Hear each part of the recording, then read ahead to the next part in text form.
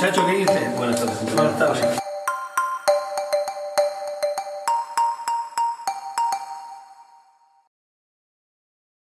La pregunta, la duda que tengo yo es que cómo has podido consentir o al menos convivir 4 años con fiestas y saraos todos los días, porque macho, esto ha sido el gobierno de los saraos.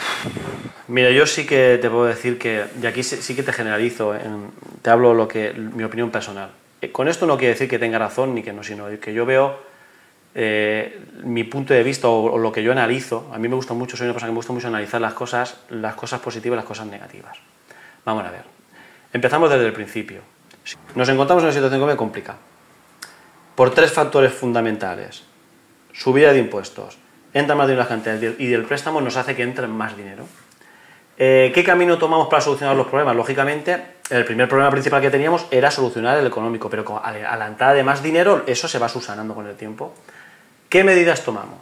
Tenemos que analizar quién gobierna y qué personas son las que están liberadas. Entonces, ¿qué sucede? Tenemos 3 personas liberadas, las cuales 2 son personas que son profesores y que se mueven en los círculos, digamos, de la cultura y de la educación, que están muy bien, que hay que apoyarlas porque las personas nos tenemos que formar y es, digamos, una de los pilares básicos. Pero ¿qué sucede?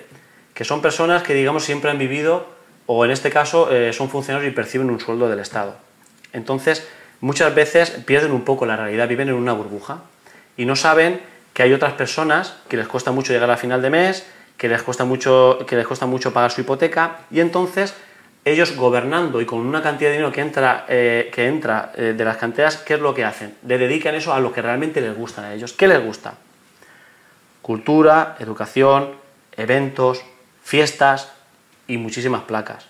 Y eventos decorativos, se ha decorado muchísimo el pueblo. Hacía falta, pero no se puede priorizar. El problema fundamental que ha tenido Pinoso es que han priorizado en sus gustos personales y se han olvidado de los problemas reales que tiene la gran mayoría del municipio. Yo te puedo decir que se han quedado muchísimos círculos sin ayudar.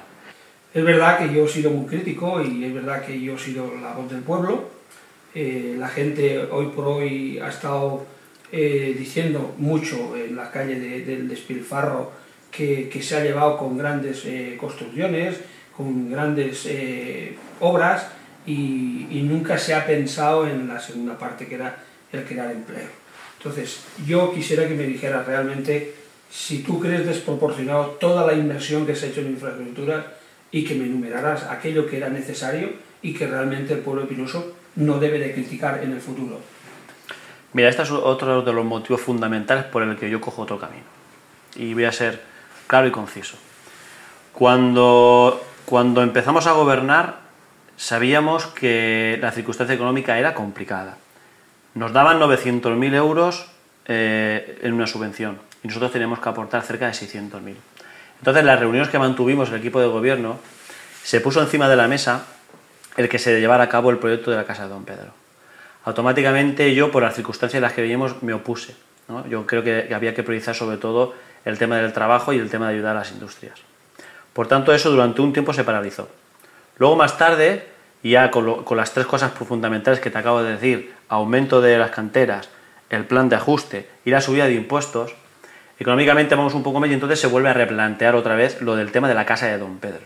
En este caso se va a hablar con Consellería, o no sé si es con Consejo o con Diputación, y se pone encima de la mesa la posibilidad de cambiarlo, es decir, simplemente arreglar la fachada de la Casa de Don Pedro y hacer la biblioteca que a día de hoy se ha finalizado hace poquito tiempo. Eso se plantea en el grupo. Yo, lógicamente, la Casa de Don Pedro, las circunstancias económicas que nos encontramos, no quería llevar a cabo ese proyecto.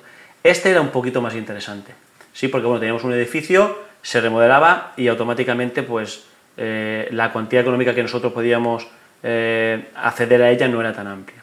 ¿Qué sucede? Una de las condiciones en las cuales yo dije que sí, era que siempre y cuando no nos pasáramos del dinero que realmente había estipulado. Cuando en la frase típica que se suele decir, el ya que estoy, o el ya que estén, nos vamos cerca de más de 400.000 euros. Sí, pero el ya que estén nos ha costado, como tú dices, la partida inicial de esa obra era 1.400.000 euros.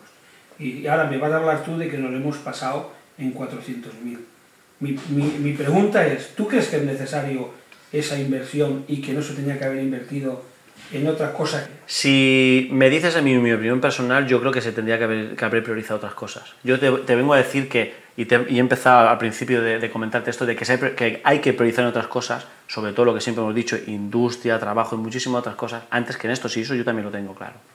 Pero yo te estaba comentando que lo que sí que no estaba de acuerdo es en la cantidad económica que nos hemos pasado. Es decir, eso al final ha mermado todas las demás partidas del ayuntamiento. ¿Por qué? Porque cuando tú te gastas cerca de 400.000 euros en la inversión en la biblioteca, significa que ese dinero has tenido que quitarlo a todas las demás áreas. Es decir, y te pongo un ejemplo. Si yo, por ejemplo, la partida mía económica de pedanías, en vez de tener 27.000 euros como tenía para 11 pedanías, hubiese tenido una partida de 150.000 euros, automáticamente, en vez de haber trabajado una o dos empresas en Pinoso, pequeños autónomos de obras, podía haberlo repartido en 10 empresas.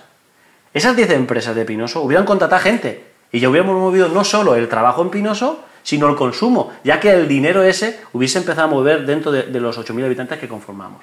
Por tanto, ¿por qué no he seguido en la línea, o en este caso me voy a presentar otra vez? Sobre todo por eso, porque el mayor error que se ha cometido en Pinoso en estos 4 años es que no se ha priorizado en los problemas reales de todas las familias pinoseras. Es que no se ha gastado el dinero realmente lo que hay que priorizar. Por tanto, esa es una de mis decisiones por cambiar. Pero es que esa obra no solamente termina se analiza en los 400.000 euros que se han pasado, sino es que ahora tienes que sumarle el porcentaje que va a costar la rehabilitación de la Casa de Don Pedro, que estamos hablando de otros 200 o 300.000 euros más, que es un gasto innecesario. Cuando se sacó a concurso la Casa de Don Pedro de la Biblioteca, la adjudicación se la quedó una empresa de Pinoso. Y la verdad que para todos los pinoseros, incluso la gente que configuramos el equipo de gobierno, estamos muy contentos, muy orgullosos de que fuera una empresa de Pinoso.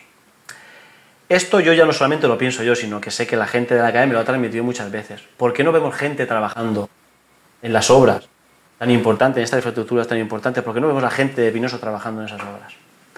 Es una de las cosas en las que yo siempre achaco, en que realmente tanto el concejal de obras como el alcalde tenía que haber presionado a esa empresa, como suena, para que hubiese contratado a personas del municipio de Pinoso, porque están todos, repito, ahogados. Hay muchísima gente. Eso hubiera sido lo correcto.